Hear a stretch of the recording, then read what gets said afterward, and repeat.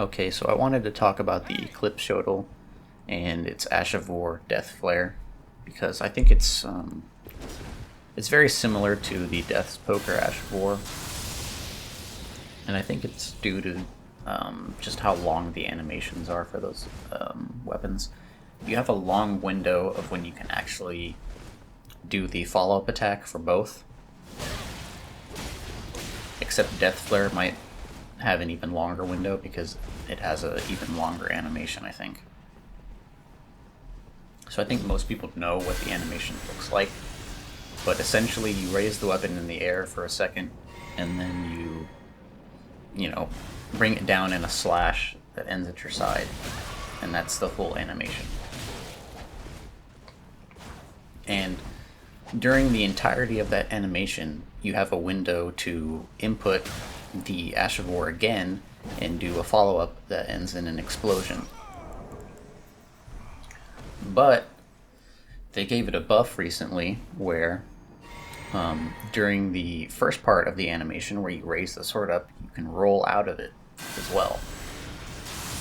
So you have a decent amount of options when using the Ash of War, so it's pretty helpful. Right here, I canceled the second part with the explosion, and I managed to throw him off. And, he jumped into it because he wasn't expecting to get hit by that. So it's pretty useful for situations like that, getting people who are aggressive, you can throw them off by going for the Ash of War in their face and then hitting them with the follow-up. Problem is you don't get hyper armor when you're using the Ash of War, so you kind of have to be careful. You can be knocked out of it.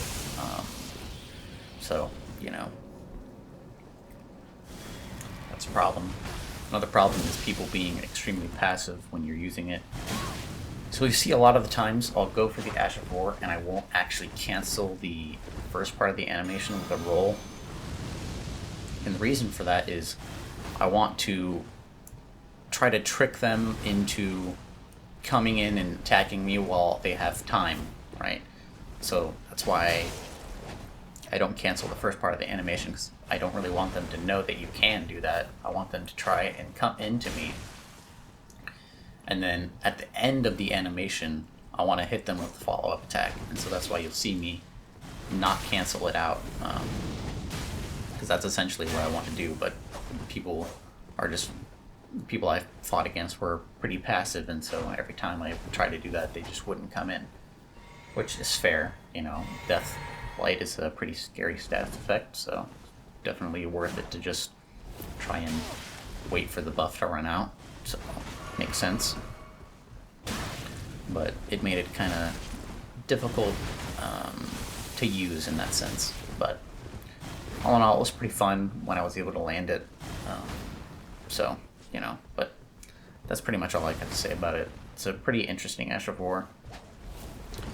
It's a shame that most people just use it for the buff and not the actual damage that it can do. It doesn't do a whole lot. I don't think my build is set up perfectly, but it's not terrible. I got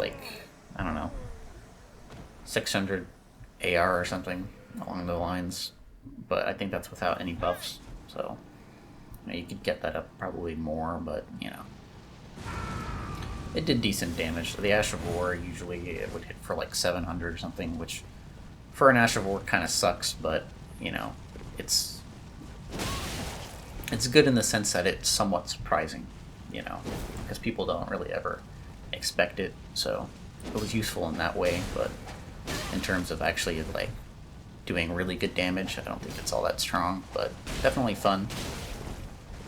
But I'm gonna shut up and you can just see me try and hit people with the Ash of War.